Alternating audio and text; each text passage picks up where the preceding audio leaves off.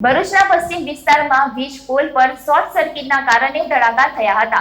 સમગ્ર વિસ્તારની વીજળી ડૂલ થઈ જવા પામી હતી। લોકોના ઘરના વીજ ઉપકરણોને નુકસાનની ભીતિ ઊભી થઈ હતી। વીજ કંપનીના કર્મચારીઓ દોડી આવ્યા હતા અને ફોલ્ટ શોધી સમસ્યાનું નિરાકરણ કરાયું હતું। ભરૂચ પશ્ચિમ વિસ્તારમાં વીજ ધાંધિયા વચ્ચે ગત રોજ વધુ એક વીજ સમસ્યા ઉદ્ભવી હતી। ગત રોજ મોડી સાંજે વીજ પોલ પર શોર્ટ સર્કિટ થતા તડાકા ભડાકા સાથે આગ ભભૂકી ઉઠી હતી। 10 થી 15 મિનિટ સુધી આ દ્રશ્યો જોવા મળ્યા હતા।